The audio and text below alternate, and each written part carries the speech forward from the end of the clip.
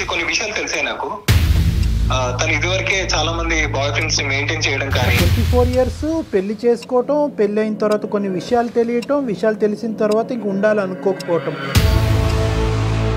అంటే మేము ఇంకా పెళ్లి చేసుకున్నట్టు ఇంకా ఎవరికి తెలియదు.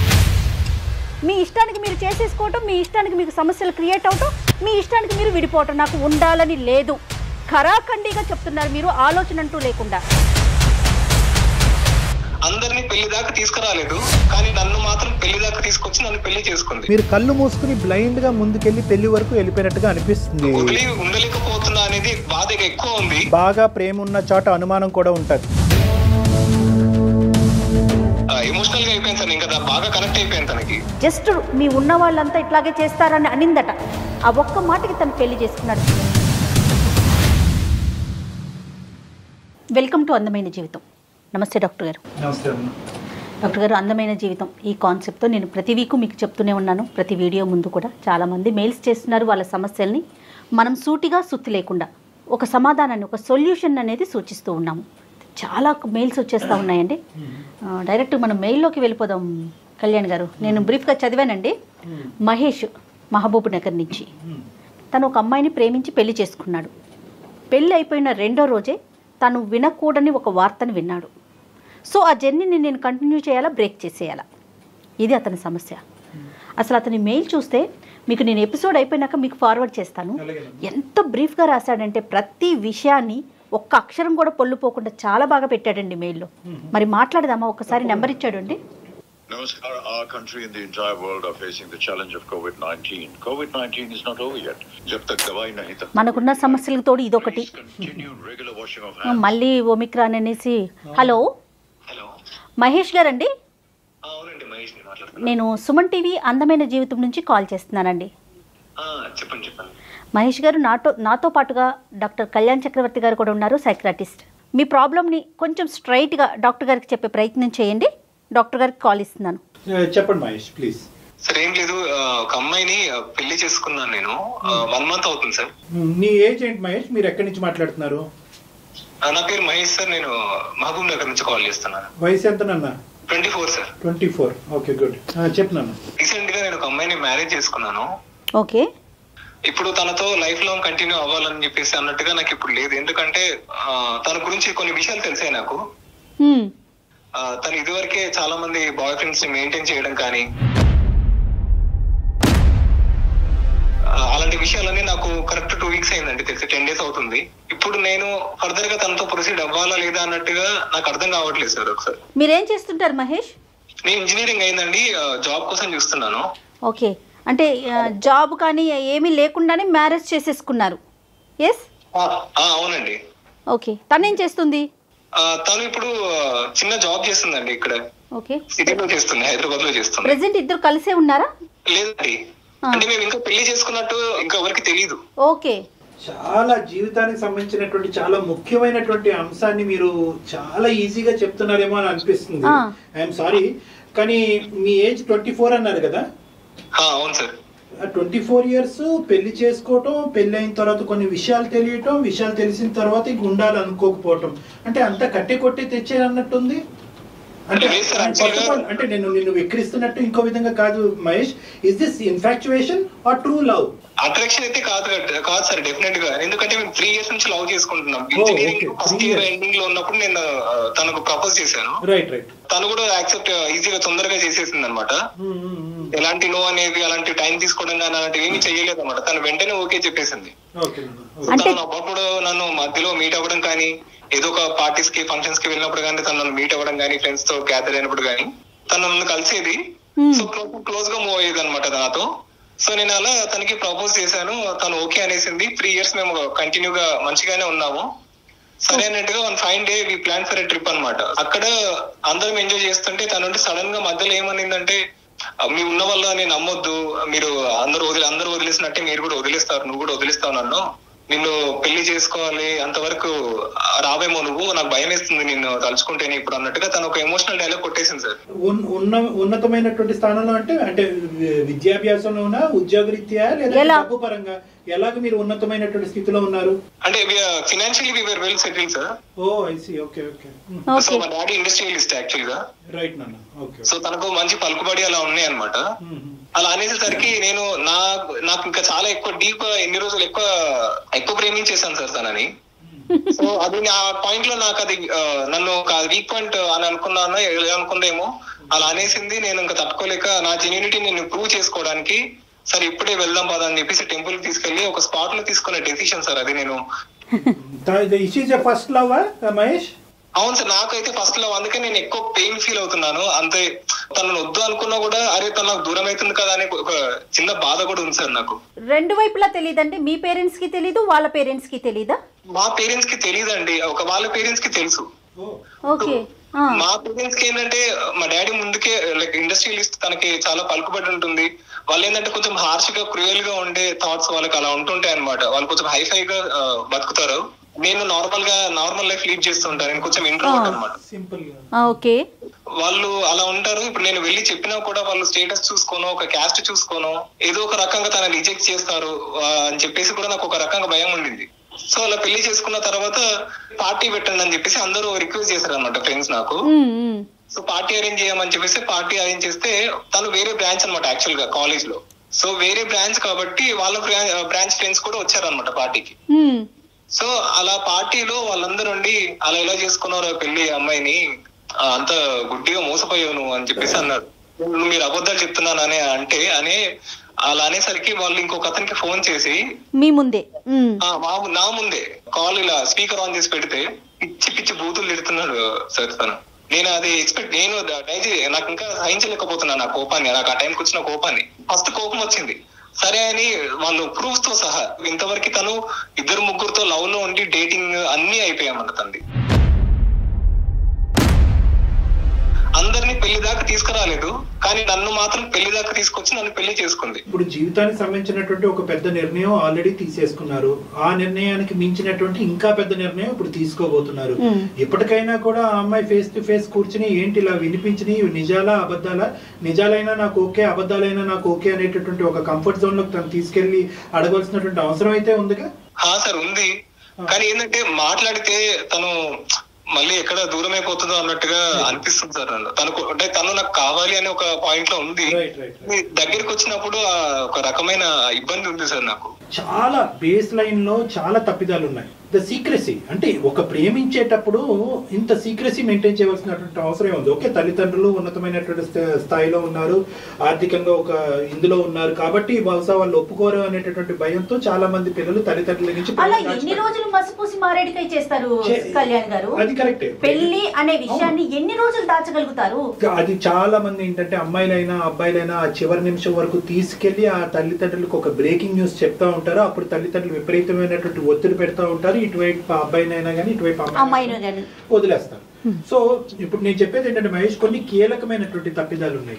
ఒకటి, ఒక ప్రేమించేటప్పుడు ఇంత సీక్రెసీ మెయింటైన్ చేయవలసినటువంటి అవసరం లేదు. ఇక్కడ ఏంటంటే మీ తల్లిదండ్రులను సీక్రెట్ గా మెయింటైన్ చేశారు, ఎంత కాదనుకున్నా కూడా మీ స్నేహితుల దగ్గర నుంచి కూడా మీరు సీక్రెసీ మెయింటైన్ చేశారు. కాబట్టి ఈ తర్వాత పార్టీలో పరిచయం అయినటువంటి వాళ్ళందరూ కూడా అమ్మాయి ఇలాంటిదిరా అలాంటిదిరా అని చెప్పారు. అంటే ఇప్పటికీ కూడా నేను అనుకునేది ఏంటంటే, అంటే నేను ఎప్పుడు ఆప్టమిస్టిక్ థింకర్, నాలాగా మీరు ఉండాలని నేను అనుకోవట్లేదు. నేనేమంటానంటే బహుశా ఈ ఫ్రెండ్స్ అందరూ కూడా అబద్ధాలు చెప్తున్నారేమో అనేది ఆ కోణంలో ఎప్పుడైనా ఆలోచించారా మీరు మహేష్? నేను ఫస్ట్ నమ్మలేదు సార్, నేను చెప్తున్నాను కదా, నాకు చాలా కోపం వచ్చేసింది ఫస్ట్ లో. కానీ తర్వాత వాళ్ళు కలిసి దిగిన ఫోటోస్, వాళ్ళు ఎంజాయ్ చేసిన విషయాలు కూడా నాకు చెప్పిన తర్వాత చాలా బాధ చేసింది సార్ ఆ టైంలో, ఆ మూమెంట్ లో. మహేష్, ఇక్కడ ఇంకొక విషయం మహేష్, ఒకటి ఆలోచించండి. ఒక వ్యక్తి మీద జలస్ అనేది క్రియేట్ అయితే దాన్ని మనం ఏ లెవెల్కైనా తీసుకెళ్లొచ్చు. ఇప్పుడు టెక్నాలజీ విపరీతంగా పెరిగిపోయింది. ఒక్కసారి ఆ వైపు నుంచి ఆలోచించండి మీరు. తను వేరే ఏమంటారు, కొన్నిసార్లు నాకు అనుమానం వచ్చినా కూడా నేను పట్టించుకోలేదని కూడా చెప్పాను కదా. సో ఆ అనుమానానికి అప్పుడు నేను అనుమానించకపోవడానికి ఇప్పుడు వీళ్ళు చెప్పిన దానికి ఎక్కడో కనెక్ట్ అయినట్టుగా నాకు అనిపించినాయండి. సో తన ఫ్రీక్వెంట్ గా మళ్ళీ చేయడం అనేది నాకు అక్కడ కనెక్ట్ అయిపోయింది అనమాట. నేను అక్కడ బలంగా నమ్మాలి అన్నట్టుగా అయిపోయింది. సింపుల్ గా చెప్పాలి అంటే కనుక ఒక ఉడికెత్తేటటువంటి రక్తం అంటారు, ఏదో అంటారు చూడండి, ఆ ఎనర్జీ మీలో కనిపించింది. అంటే ఆ ఇంపల్సివిటీ కనిపించింది, ఆ తొందరపాటుతనం కనిపించింది. ఓకే, దీని అంతటికీ కారణం నా ప్రేమ చాలా స్వచ్ఛమైంది, బలమైంది, 3 సంవత్సరాల పాటు నేను ఇంకో ప్రేమ అనేటువంటి నా జీవితంలో లేదు, this is the first and only love గా మీరు ముందుకెళ్ళటం అన్నది మేము అందరూ అప్రిషియేట్ చేసినా కూడా మాకు ఇప్పుడు ఏమనిపిస్తుంది అంటే బహుశా ఈ ప్రేమ అనేటటువంటిది కొంతవరకు కొన్ని అంశాలని తీసి పక్కన పెట్టేసి మీరు కళ్ళు మూసుకుని బ్లైండ్ గా ముందుకెళ్ళి పెళ్లి వరకు వెళ్ళిపోయినట్టుగా అనిపిస్తుంది. మహేష్, బ్లైండ్ గా వెళ్ళడం అనేది కాదు కదా సార్, ఎందుకంటే 3 years నుంచి నేను ఎంత లవ్ చేశానో తనకు తెలుసు, తను నాకు అంత లవ్ చూపించింది కూడా. తను ఇప్పుడు అది నిజం కాదు అంటే అలా జరిగింది. మరి నా దగ్గర వచ్చేసరికి తను ఎలాంటి వర్క్ ఇంకా ఎవరిని కలవట్లేదు, ఏమీ చేయట్లేదు, నాకు ఒక డైలమాలో ఉండిపోతున్నాను. మరి నా దగ్గర నిజంగానే అనిపించిందా?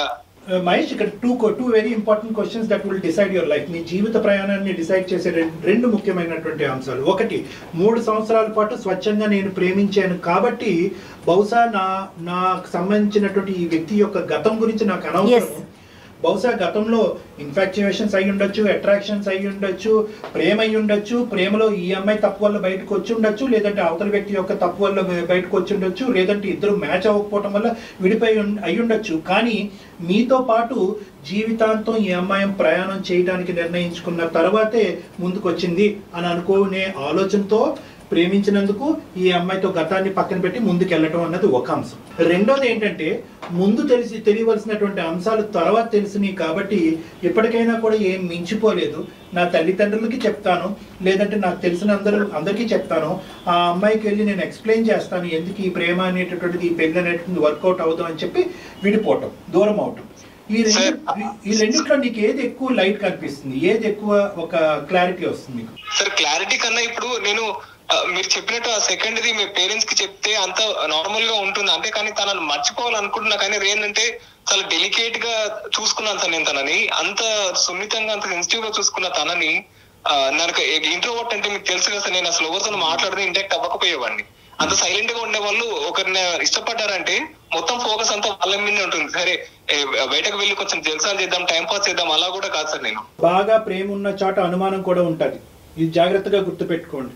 మీకు ప్రేమ ఎంత ఎక్కువ ఉందో ఇప్పుడు ఈ సంఘటనలు తెలిసిన తర్వాత అనుమానం అన్నది కూడా వస్తుంది. నా అనేటటువంటి మనిషి ఎప్పుడు కరెక్ట్గా ఉండాలి, ఫ్రెష్గా ఉండాలి, ఒరిజినల్గా ఉండాలి అనేటటువంటి అభిప్రాయం ప్రతి ప్రేమించేటటువంటి వ్యక్తికి వస్తుంది. బహుశా ఈ అంశాలన్నీ నీకు తెలియకుండా ఎప్పుడో జీవితంలో ఎక్కడో తెలుసుంటే కనుక అప్పుడు నువ్వు ఏం నిర్ణయం తీసుకునేవాడు అనేది వేరే విషయం. కానీ ప్రేమించుకునేటటువంటి కొత్తలో బాండింగ్ అనేటటువంటిది చాలా బాగుంటుంది.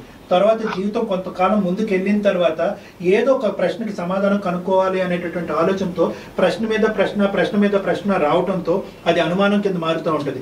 ఆ అమ్మాయి ఇది అనుమానం అంటది, మీరు ఇది ప్రేమ అంటూ ఉంటారు. సో మీ ఇద్దరి మధ్యన ఒక సంఘర్షణ ఏర్పడేటటువంటి దానికి ఒక అవకాశం ఉంటుంది.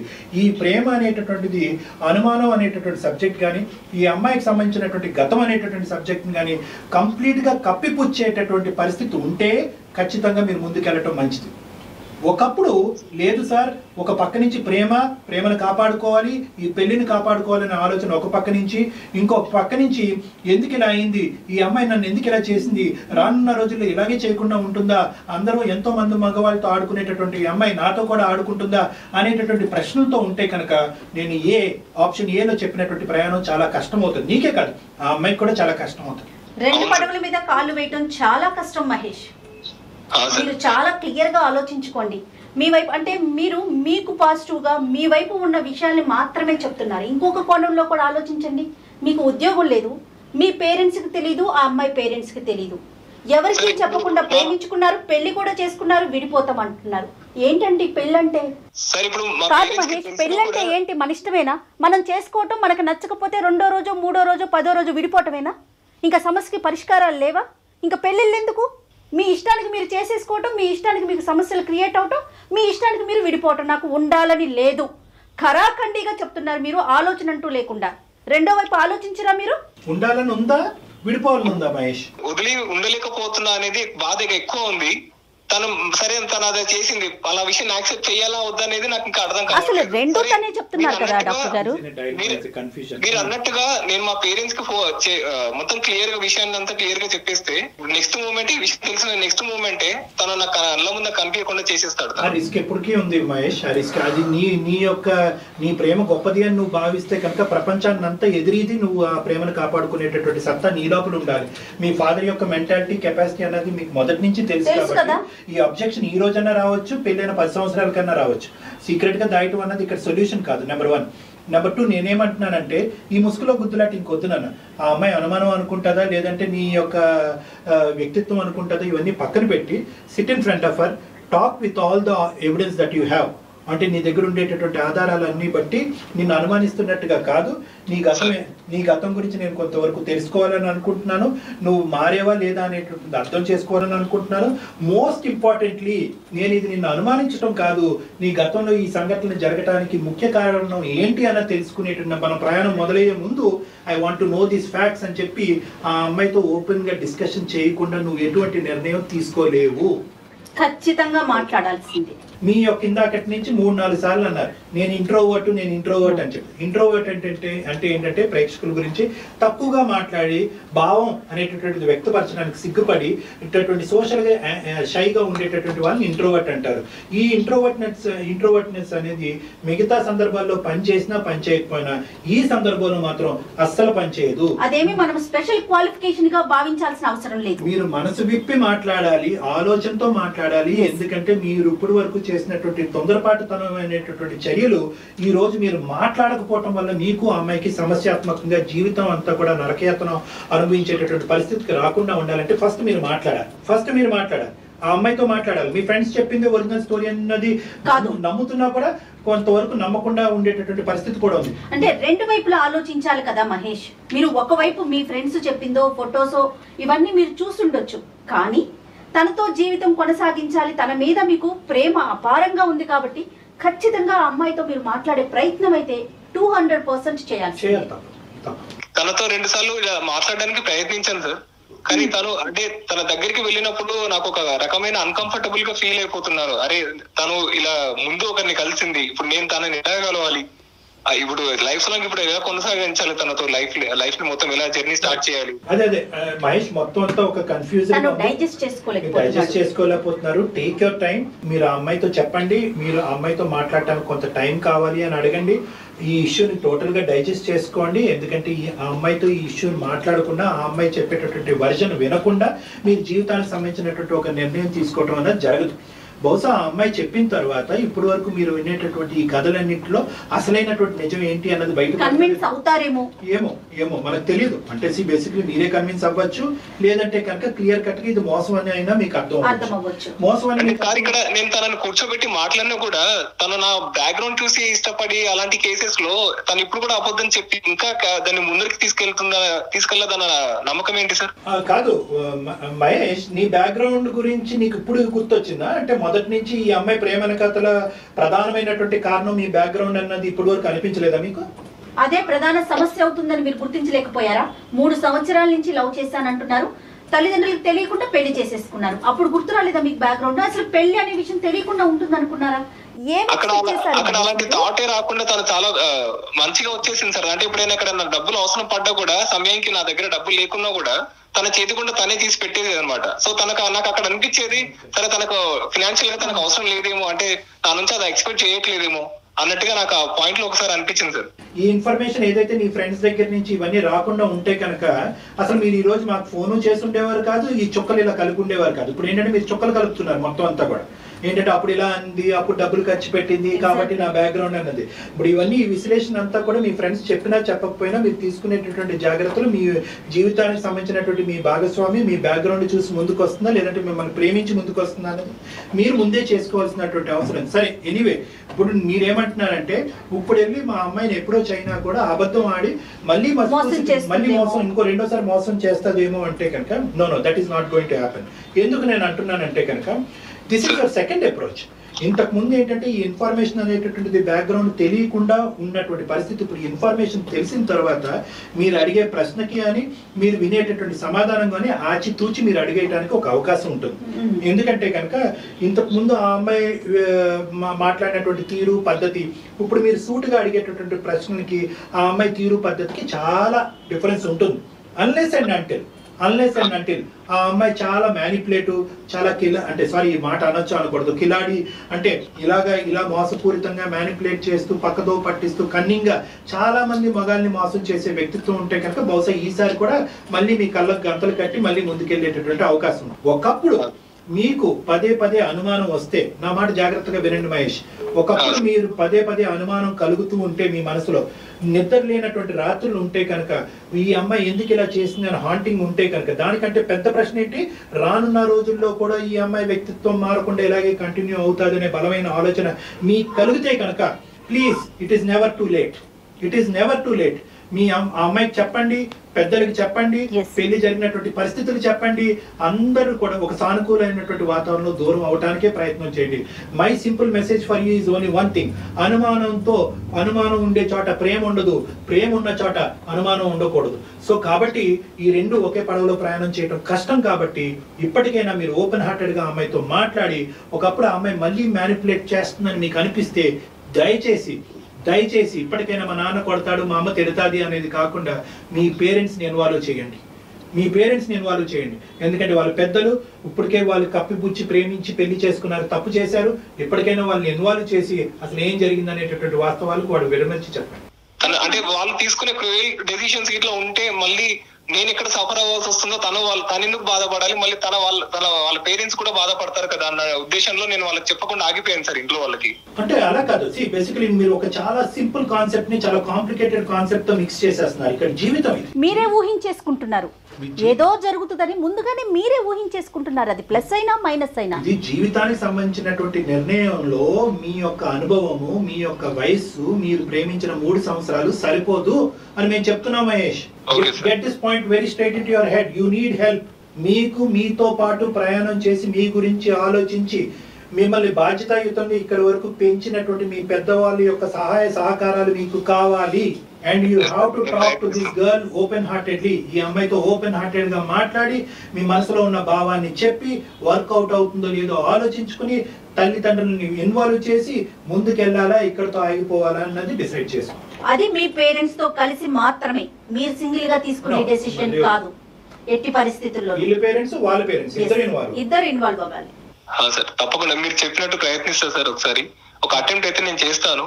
ఆ తర్వాత మరి డెసిషన్స్ అవి ఎలా జరుగుతాయని చెప్పేసి అయితే క్లారిటీ లేదు. ప్రయత్నం చేయండి సార్, ముందు ప్రయత్నం అయితే చేయండి సార్. డెఫినెట్ గా ప్రయత్నిస్తాను.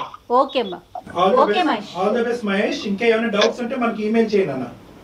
సార్ తర్వాత ఏమైనా విషయాలు జరిగినా కూడా మీకు మళ్ళీ ఒకసారి కావాలన్నా మెయిల్ అనేది చేస్తాను sir. Definitely. Thank you Mahesh. కానీ కళ్యాణ్ గారు, కాలర్స్ చూడండి, మహేష్ అనే తీసుకుందాము. యూత్ అసలు ఎలా ఆలోచిస్తున్నారండి, జీవితానికి సంబంధించి తీసుకునే నిర్ణయాన్ని క్షణాల్లో తీసుకుంటున్నారు. అది మంచైనా చెడైనా తీసుకెళ్ళిపోవటం, పెళ్లి చేసుకోవటం, అదొక హీరోయిజం లాగా ఫీల్ అవుతున్నారు. అతను చూడండి, జస్ట్ మీ ఉన్న వాళ్ళంతా ఇట్లాగే చేస్తారని అనిందట. ఆ ఒక్క మాటకి తను పెళ్లి చేసుకున్నాడు. పోనీ కట్టుబడి ఉన్నాడా? 1,00,000 కారణాలు వెంటనే అంతే స్పీడ్గా దాన్ని విత్డ్రా చేసుకోవడానికి రెడీగా ఉన్నారు. అది ఒకటేనమ్మా. సో యూత్ పడేటటువంటి తొందరపాటుతనం అనేది ఈ కాల్ ద్వారా మన సమాజానికి అందించే ఒక మెసేజ్. రెండోది ఏంటంటే అక్కడ ఆ భావం చూడండి. అంటే తల్లిదండ్రులు ఎప్పుడు కూడా నన్ను ఒక స్థాయిలో ఉంచాలి అని అనుకున్నారు, నేను దానికంటే తక్కువ స్థాయిలో ఉన్నాను. ఎక్కడ ఈ అమ్మాయి అనేటటువంటి మాటని వాళ్ళ తల్లిదండ్రులు నిజం చేస్తారనే భయం కూడా ఈ అబ్బాయిలో ఉంది. సో ఇక్కడ తల్లిదండ్రులకు కూడా ఒక మెసేజ్ అంటే ఏంటంటే, పిల్లలు మనసును అర్థం చేసుకుని పెళ్ళిళ్ళు జరిపించండి.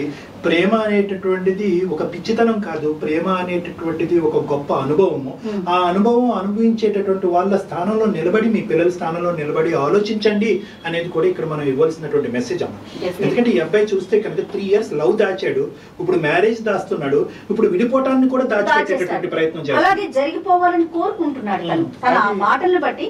అసలు ఏమీ జరగలేదు, మొత్తం తూచి అని సమాజానికి తెలియాలని కోరుకుంటున్నాడు. అదే. అంటే పెళ్లికి ఉన్న విలువని ఎంత తగ్గించేస్తున్నారా అనిపించేస్తుంది. తొందరపడతాను. అంటే ఏంటంటే ప్రేమని చాలా మంది అమ్మాయిలు, యువకులు మన దగ్గరకు వచ్చేటటువంటి వాళ్ళు ప్రేమ గురించి చాలా గొప్పగా మాట్లాడుతూ ఉంటారు. నిజమైనటువంటి ప్రేమ, అందులో ఎటువంటి డౌట్ లేదు. కానీ ఆ నెక్స్ట్ స్టెప్ కి వెళ్ళేటప్పుడు, అంటే పెళ్లి అనేటటువంటి స్టెప్ కి వెళ్ళేటప్పుడు అక్కడ కన్సిస్టెన్సీ ఉండదమ్మా. చాలా మంది ప్రేమించుకుని విడిపోయి నేను మాసిపోయిన ఐ గాట్ ఏ బ్రేకప్ అని అంటూ ఉంటారు. ఈ బ్రేకప్లు ఎందుకు అవుతున్నారు అంటే కనుక ప్రేమ అనేటటువంటిది ఎంత నిజమో ఆ ప్రేమను ముందుకు తీసుకెళ్లి పెళ్లి వరకు తీసుకెళ్లగలిగేటటువంటి ఆలోచన శైలి ఆ యొక్క అంటే ఆ పేరెంట్స్ కానీ అందరినీ ఇన్వాల్వ్ చేసి అందరినీ కన్విన్స్ చేయగలిగేటటువంటి కెపాసిటీ కూడా ప్రేమించేటటువంటి యువకులకు ఉండటం అన్నది చాలా ముఖ్యమైనటువంటి అంశం. మంచి పాయింట్ చెప్పారు డాక్టర్ గారు. నమస్తే. నమస్తే.